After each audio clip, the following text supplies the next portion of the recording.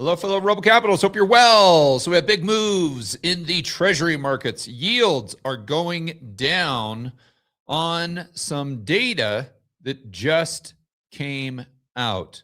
So let's go through this. Let's check out what the data was that caused interest rates to really go down. And then let's connect some dots, because I think this will teach us some very, very, very important lessons as to what really drives interest rates at the end of the day. And a lot of these narratives that you hear, are they backed up by data, or are they just backed up by bias and ideology? I'll show you what I'm referring to. So let's do the screen share, and we're going to get right over to what caused the move in rates. So right here, guys, Tuesday, we got our market watch calendar, and look at the retail sales. The expectations were 0.4, and that is not, as far as I know, inflation adjusted. So last month, or well, just to be clear, this is a delayed report. So this is the December data. So the month prior, so that would be November, was a 0.6. Very, very good. But now we're expecting a 0.4. We got a 0, a goose egg, nada. So if you were to adjust for inflation, what would this number be? That's right, negative, a contraction in retail sales. And then retail sales minus autos were clocking in at another goose egg, when the expectation was for 0.3%. And the month prior, that would be November, at 0.4%. So usually I don't know that this would have a dramatic impact on yields, but I think what's happening here in the market is very similar to what we're talking about on this channel all the time. And that's that you have these two main indicators, and that's the labor market and real GDP. And real GDP is sitting there saying that the economy is running on all 8 cylinders. But then you look at the labor market and you're like, no, it's saying that the economy is running on maybe 1 cylinder, if not stalled completely, maybe even going in reverse. And so you got to ask yourself, well, which one's correct? And so we have to look at all the data. We can't just cherry pick this stuff. We got to look at all the data. And this, on top of the labor market, I think is a data point that confirms that the labor market probably has it right. Now, we'll have to see how this plays out. There are no certainties. There are only probabilities. But I think that's why this data point that was just released this morning really impacted yields to the degree to which it did. So let's go over and check out the 10-year Treasury. And we see that right now it's down about 6 basis points, which it doesn't seem like a lot, but for the 10-year Treasury, that's a pretty big move. That's a pretty big move. And I'd also like to point out that at one point in time, just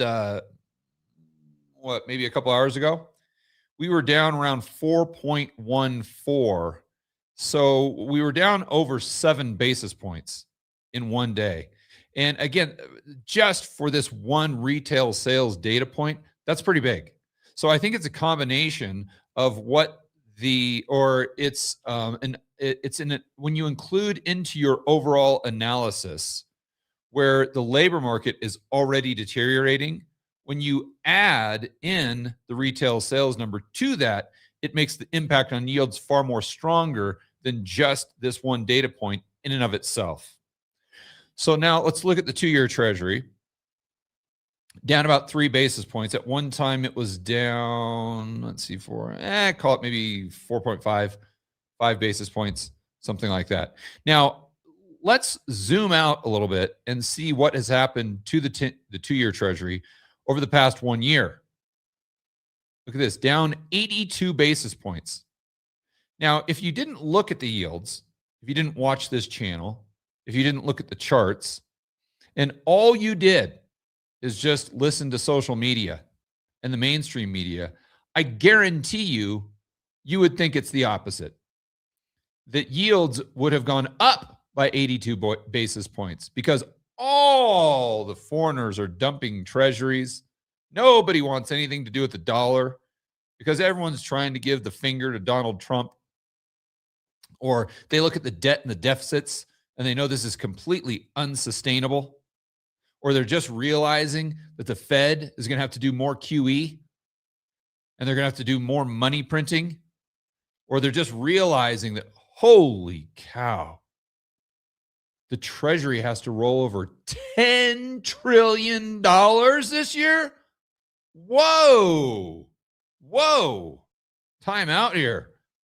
As if the bond market didn't know that. Oh, well, in that case, my goodness gracious, we have to sell these treasuries, these hot potatoes. And if you just focus on that narrative and don't take the time to actually look beneath the hood, you would think, again, that interest rates went up by 80 basis points, not down by 80 basis points. And when we look at the 10-year Treasury yield, we see a similar story, but not to the same degree. Over the last year, we're down by 37 basis points. So how is this possible when we hear all of these narratives on social media? And you have to start by asking yourself, why did yields go down today? Why did they go down today? Well, we just went over that. Because retail sales was a huge whiff. Massive disappointment. Again, an expectation of 0.4, and we had a goose egg, 0. So this is why yields tanked today. Well, wait a minute here. Did we have a report come out today that the debt and deficit expectations are shrinking? No, we didn't have that report. Did we have a report that in 2026, Scott Bessent is only going to have to roll over $5 trillion in debt instead of $10 trillion? No, we didn't get that report. We got a report that reflects what? Growth and inflation expectations. And in fact, if you guys have watched my videos for a long period of time, or if you just paid attention to the news, you know that the only thing that moves the market, like we saw today, is the growth and inflation expectation, or data points that would give you insight as to what growth and inflation will be in the future, right? So, but unfortunately, so many investors make their investment decisions as if the debt deficits or issuance, if you want to look at it that way, actually impacts yields. And they never do. Ever. Why? Because of the mechanics that we talked about yesterday. That if we have nominal GDP, let's just say at 4%, and you can get whatever, let's just say 10% to take it to an extreme on the 2-year Treasury, everyone's going to buy it. Everybody's going to buy it. You're going to buy it, especially the banks. And they're going to buy it to a point where the risk reward no longer makes sense. And that brings it right back down in line with usually nominal GDP. Or said another way, growth and inflation expectations. Now, would you care about debt and deficits? If you could get a 10%, let's say, positive, real rate of return on a 2-year Treasury right now, would you care about the debt and deficits? No. The only thing you care about the CPI. And if you thought the CPI was going to be about the same, you'd be like, woohoo, CPI at 3%. I'm getting 10 or 15 or whatever it is on my 2-year. Hit me. Give me the 2-year. Give me the 2-year. What are your other options? Buy the S&P 500? You maybe buy gold, sure. But remember, all of your liabilities are denominated in dollars. So most people don't want to take FX risk with their entire portfolio, especially if you're borrowing to buy those treasuries, which is what banks are doing, even if you're not doing it, right? So let's go over to that really summarizes this. And I think the lesson here is we have to, as investors, it's very easy to get caught up in narratives, especially these narratives that are regurgitated over and over and over And over and over and over and over and over and over and over again. They're said so many times that we just say, well, they have to be true. I mean, this has to be true because every single person on social media says this every single day, and they can't all be wrong. So I'm not even going to research this. Well, I don't need to because this is just a given. But what we have to do as investors is we have to try to poke holes in that stuff. We have to. We can't be dogmatic. Even if it's something that I say. I mean, don't take my word on it. Don't believe me. Do the research. Look it up. Think about it. Use the thought experiments. Try to poke holes in what I'm saying using data, not emotion. So let's look at this right here. I won't give the guy's name here, but the title of the story is this is the analyst who has gold bugs thinking 12,000 is not only possible, but the actual dollar amount, the value of gold, let's say, per ounce. And, on that note, I don't know that I disagree with him, but it's the reasoning why he's saying that gold should be 12,000, which is totally ridiculous. And it's, again, it sounds like a great narrative and very, very plausible until you just scratch beneath the surface and look at the facts. And then you're like, wait a minute. No, this doesn't make sense. But it's like the journalism line, right? Never let the facts get in the way of a good story. It's like in the investment space, you never let the facts get in the way of a good narrative. Check this out. Under former Fed chair, excuse me, Ben Bernanke, the central bank after 2008 began buying bonds. Okay, yeah, they did, for sure. No one can dispute that. To push up bond prices and lower rates. Okay, but this is where he starts to derail. And this is a perfect example in just one sentence of what I'm referring to. This is said so many times that people just assume, well, the central bank is in there doing QE because they want to lower rates. Therefore, rates went down. I don't even have to look at it. But when you actually look at what rates did, what did they do? You guys know this from watching my channel. During QE 1, 2, and 3, rates went up, not down. They went up. Even though there was all of this demand from the Federal Reserve buying, rates went up. Why? I'll give you a guess. It has something to do with growth and inflation expectations increasing. So here is where he starts to derail. And this is where most of the narratives that you hear in this space start to derail. But this is where it really deviates, let's say, to put it kindly, from the actual facts and how these things work. So Warsh, this is the guy that Trump picked here for Fed chair, will face 10 trillion in Treasury bonds that will mature over the next 12 months. That is true. That is true. But here is where he says, okay, I don't really need any facts. I'm just going to say something and say it with as though it's definitively true and just hope that no one ever fact checks me on it, which the government will be forced to roll over. Well, they will be forced to roll over, but what he's implying here is that rates will go up because there's no more buyers.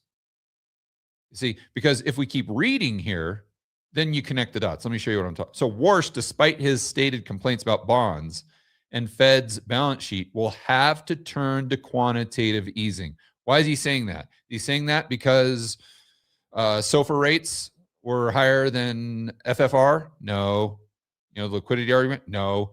He's saying that because he's implying that because we have 10 trillion in bonds that the Fed has to roll over, that this will push rates higher because the increase in supply, in other words, issuance, is going to be faced with a lack of demand, and then interest rates have to go up because prices have to go up, have to go down because it's just simple supply and demand. There's no demand, and there's a 10 trillion of supply. That's a third of the outstanding bonds.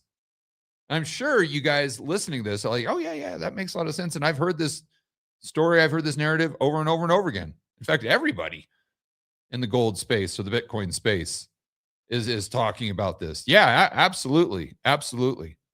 As if it's just a given that if they have to roll over this amount of debt, then interest rates have to go up. And if interest rates go up, oh my gosh, then that's going to blow up private equity. That's going to do all these bad things because interest rates are going up, not because of nominal GDP growth and inflation expectations, but interest rates are going up because of issuance.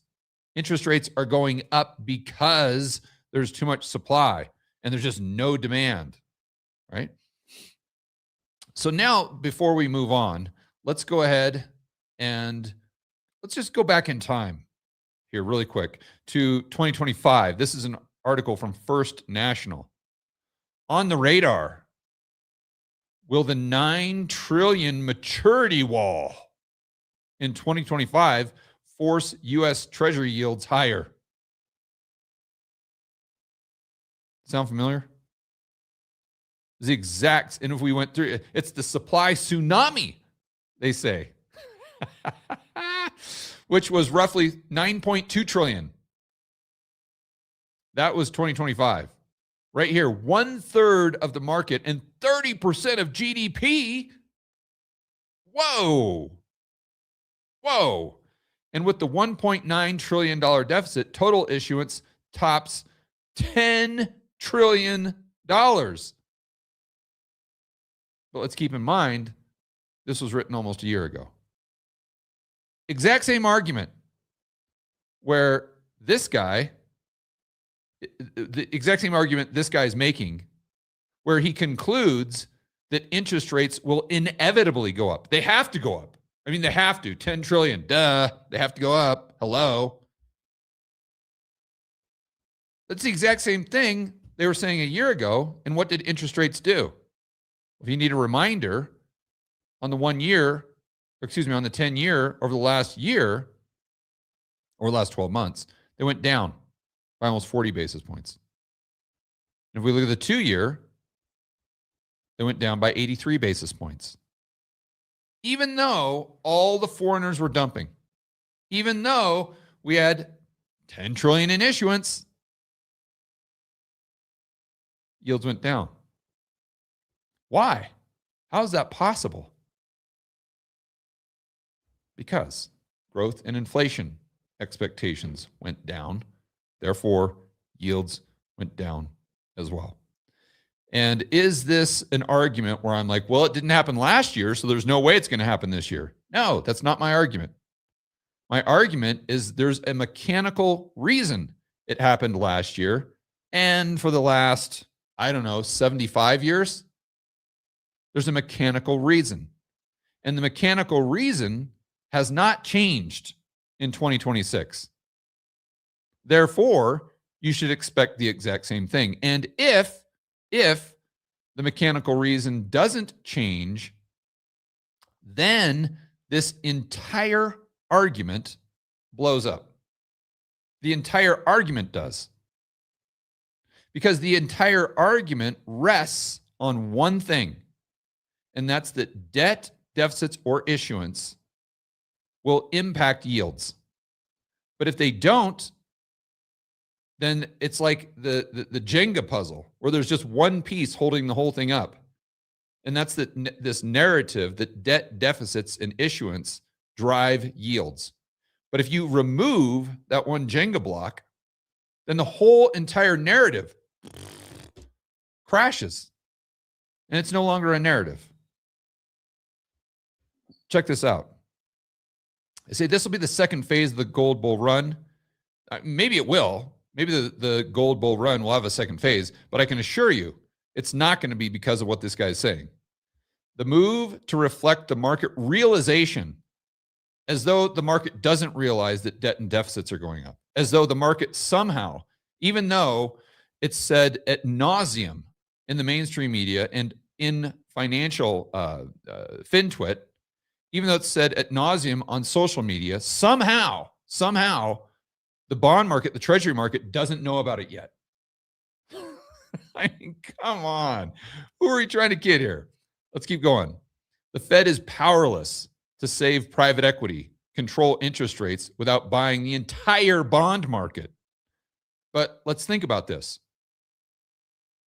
If interest rates are a reflection of growth and inflation expectations, if interest rates, in other words, if interest rates have nothing to do with issuance or debt and deficits, then why would the Fed need to control interest rates by buying the whole bond market? The answer is they wouldn't. They wouldn't. The only way they would is if something happened that isn't going to happen. The only way they would is if what he's saying is true to begin with, and it's not.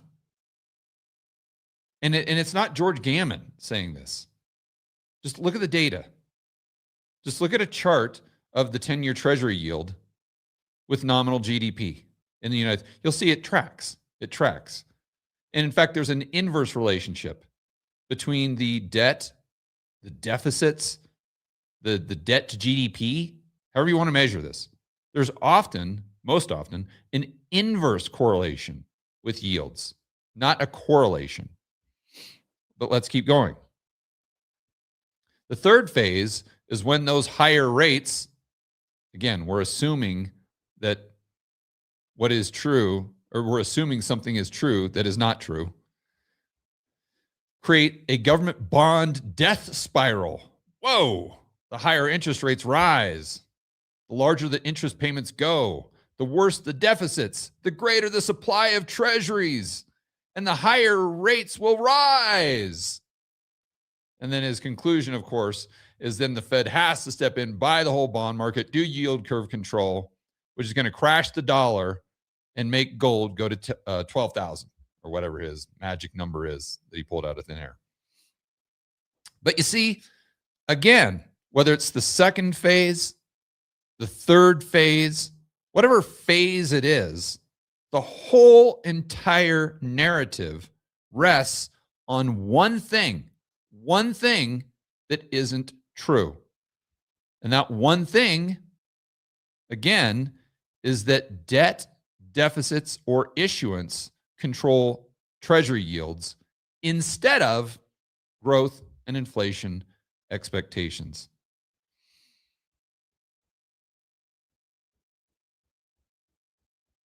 And if you can get your head around that as an investor, it's going to make all the difference in the world. It's going to give you a massive edge setting up your portfolio, because there's so few people that realize that, because these narratives are so pervasive, and very few people do the research, the very simple research that we just did on this video. And again, try to poke holes in what I'm saying. Look up all these charts that I'm talking about. Look up all these data points